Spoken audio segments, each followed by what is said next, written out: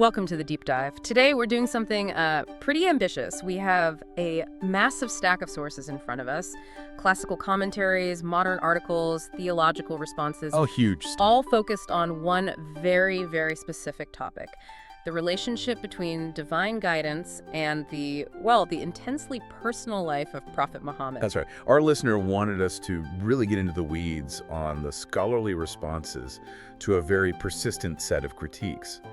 These sources, they cover about 55 specific questions. And they range from marital rules, household issues, all the way to major legal crises like the abolition of adoption or the scandal around his wife, Aisha. Exactly. The core tension, and you see this everywhere in the material, is whether the revelation was a universal law or a personal convenience. Right. Did it just solve his domestic problems, or did these very unique personal moments become the necessary template for universal law? And that's the mission of the scholars in these sources. They're trying to synthesize the defenses. And they really lean on two powerful arguments. First, there's the legal argument that the prophet's unique office, what they call khususiyah, just required unique rules. Okay, and the second? The second is more of a rhetorical argument. The idea that the revelation includes all these uncomfortable truths, even divine corrections of the prophet, is, well, it's the strongest possible evidence that the message was external, that it was controlling him, not the other way around. That distinction is fascinating. Okay, let's unpack this, and let's start right where most people do, the marital exceptions. So the starting point for any critique is almost always Surah An-Nisa, which limits believers to 4 wives. Right. But then later in Surah Al-Ahzab, there's a verse that granted the prophet an exception, allowing him to maintain his existing marriages, even though he had more than 4. Which looks, on the surface, this just looks like a clear case of legal favor. How do the classical scholars even begin to justify that? They dive straight into that concept we just mentioned, khususiyah. The special exception. Exactly. They define it as a legal exception tied directly to the function of the prophetic office. Their argument is that the needs of this new community, which he was leading as a commander, a judge, a head of state, it just demanded a unique kind of legal latitude. So because his role was so different, so all-encompassing, the legal framework for him had to be different too. It was a rule for the office, not for his personal pleasure. Precisely. They really emphasized that his marriages were not just domestic arrangements. They were highly strategic. For political and social functions. Yes. In 7th century Arabia, marriage was the main way you secured tribal alliances. It's how you protected the widows of your fallen soldiers. It's how you built the state. Yeah. Many of his wives were vulnerable widows or, women from key allied tribes. And that framing, it really does give the marriages a political purpose that goes way beyond the private. But critics would still say, regardless of the function, it's still a privilege. And that's where the modern defense comes in. It focuses on the other side of the coin, the corresponding restrictions. They argue this privilege was offset by huge constraints. Burdens that ordinary men did not have to face at all. The sources point to later verses that severely limited his marital freedom. What kind of restrictions are we talking about?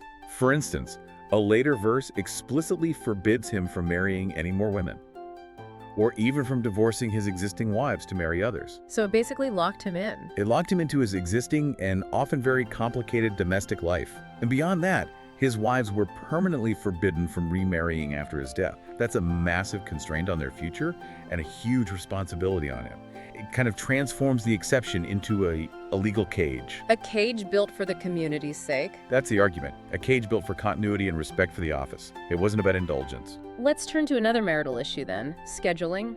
Verse 33.51 is brought up a lot because it seems to give Muhammad flexibility in whose turn it was, among his wives. Yes, and the critique is that this sounds like divine revelation micromanaging a personal schedule to handle disputes. Which sounds a little odd. It does.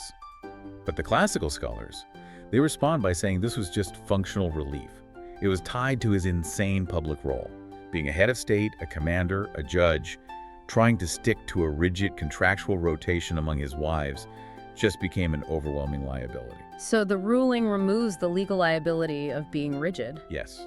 It lifted the legal guilt of not being perfectly rigid. But the reports, the tafsir literature, they consistently say that even with this legal out, he continued to strive for fairness. The moral duty was still there, even if the strict legal requirement was eased because of his mission. That's a perfect bridge to the next big one, where a private marital event led to a massive legal reform of the Zainab incident. This is probably the most famous controversy in the whole stack of material. It's absolutely central. And the critique is very stark. Why did God abolish legal adoption right before decreeing that Muhammad must marry Zainab, who is the divorced wife of his adopted son Zayd? The timing just seems incredibly convenient, suspicious even. And the source's defense is all about redefining the primary purpose. It wasn't marital, it was legal reform. Okay, unpack that. The core scholarly argument is that the revelation's main target wasn't the marriage itself.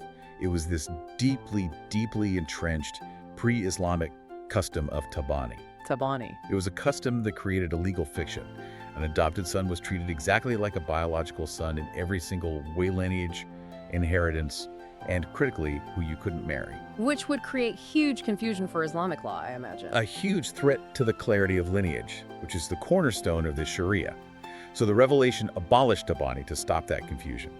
But, and this is crucial, it didn't abolish charity. Kafala fostering, caring for orphans, that was still highly encouraged. Only the false legal lineage was removed. So the rule was changed, but the culture, the taboo against that marriage, would have still been incredibly strong. Overwhelmingly strong, and that's where Muhammad's personal act comes in. The sources argue that just stating the new law wasn't enough to break a taboo that was centuries old. His marriage to Zainab was a public and very socially costly demonstration of that new law. By doing it himself, he shattered the old idea completely. He permanently destroyed the idea that Zayd was legally his son. It enforced the new law on lineage for everyone, forever. It recontextualizes the whole thing as a legal necessity, not a personal whim. And this leads to what the scholars see as their ace in the hole, right? The divine rebuke. Yes, the single most compelling piece of evidence against the idea of fabrication, in their view. It's right there in the verse. Where Muhammad is criticized for hesitating, for fearing what people would say. Exactly. The verse says he was fearing people over God. Think about it. If you're making this up to get what you want, why would you ever include a verse that publicly scolds you, that preserves your own embarrassment, your own human fallibility? It's a powerful point. A self-serving author would just clean up the narrative. They just say, the law changed, he married her, the end. Instead, the text preserves the conflict, the hesitation, the divine correction. To scholars, that proves the revelation was an external authority that he had to obey, even when it was personally difficult. Okay, let's keep unpacking this idea of domestic corrections leading to universal laws. Let's look at the honey incident. Ah, yes. In Surah At-Tahrim, Muhammad swore off something lawful, probably honey, just to appease some of his wives who were complaining. And Revelation immediately stepped in to correct him. It did. And a critic looks at that and says, why is eternal scripture worried about honey? But again, the scholarly defense says, forget the honey. Look at the legal principle. And the principle was? The principle is foundational. A believer, not even the prophet, can permanently forbid for themselves what God has made lawful. You can't just make something haram on a whim. The correction wasn't about his diet, it was about protecting the integrity of the Sharia for everybody. So again, the correction of his personal judgment is used as proof that the revelation was independent of him. Exactly. It's the perfect example of the distinction. Muhammad the man made a mistake in his private life. Muhammad the messenger was immediately corrected by a divine authority to make sure the law passed down was perfect and universal. We see a similar thing with social etiquette, right? The verses about not annoying the prophet by visiting for too long. Critics call them petty household rules. Right, verse 33.53. Classical scholars see these verses as the asbab al-nuzul, the specific moments of revelation that establish universal manners, or adab. So what was the context? The context was that guests, they were eager to learn from him, but they would sometimes overstay. And the prophet was, by all accounts, very shy and burdened with responsibility. He found it hard to ask him to leave. So these seemingly small problems become the divine case studies for bigger principles. That's the whole takeaway. The universal rule that comes from that specific case is about respecting privacy, seeking permission, not burdening your host. What looks trivial in isolation becomes, according to the sources, an early formulation of community manners and privacy law that we still talk about today. Okay, let's move to the ultimate test of this whole framework.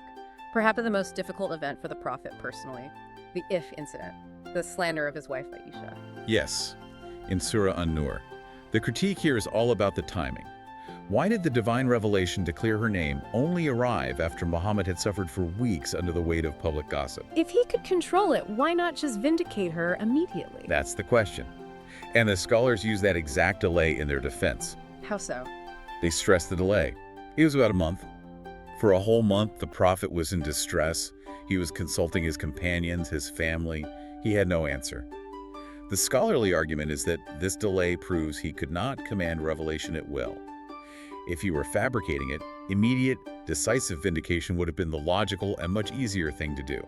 The fact that he suffered through the whole scandal for a month becomes evidence that the message was external. Exactly. The human response is to stop the pain instantly. The divine response was measured, delayed, and in the end, it produced much more than just a personal defense. What was the lasting legal legacy from that painful event? The revelation established the incredibly severe legal standard for slander, which is known as kaft. It mandates that any accusation of adultery must be backed by 4 upright eyewitnesses to the act itself. Which is an almost impossible standard of proof. An incredibly high standard. And it imposed harsh penalties on anyone who accuses it sounds without that proof. This wasn't just about Aisha. It created a universal protection for every woman's honor and set a standard of evidence in criminal law that is still foundational today. So let's bring all this together. We've looked at marital rules, adoption, household corrections, public scandal. How do the scholars address that overarching critique?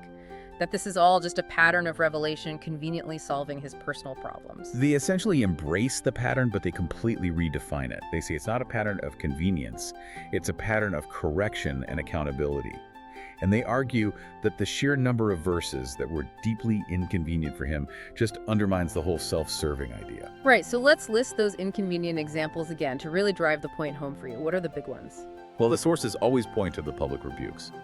The time he was chastised for frowning at a blind man, the correction on the honey oath, the humiliation of being told he feared people over God in the Zaynab affair, and all the legal restrictions on him, the ban on marrying more women, the mandatory night prayers. These are not things a fabricator trying to make his life easier would invent. So the final synthesis is this. The universal ethics are revealed through a kind of case law model. The specific, often messy, personal event, the marriage, the oath, the slander, is the necessary root from which a universal law is grown for everyone else. That's the conclusion. The exceptions, the khususia, gave him the room to function as a prophet, and the constant inconvenient corrections prove the message wasn't his own. It ensures that his actions, even the most personal ones, are always being checked and corrected for the benefit of the community. It's a remarkable framework for understanding how a tradition manages that line between the divine and the human. We've seen how scholars use this very distinction between the fallible man and the corrected messenger to build their entire defense. And that distinction, it really raises a final question for you, the listener, to take away. The entire structure of Islamic law, of fiqh, depends on being able to distinguish between Muhammad the fallible man and Muhammad the corrected messenger, based on these very public revelations. So does a religious system that includes the preserved public mistakes of its own founder possess a greater or a lesser degree of built-in accountability? That's something to mull over. Thank you for joining us for this deep dive.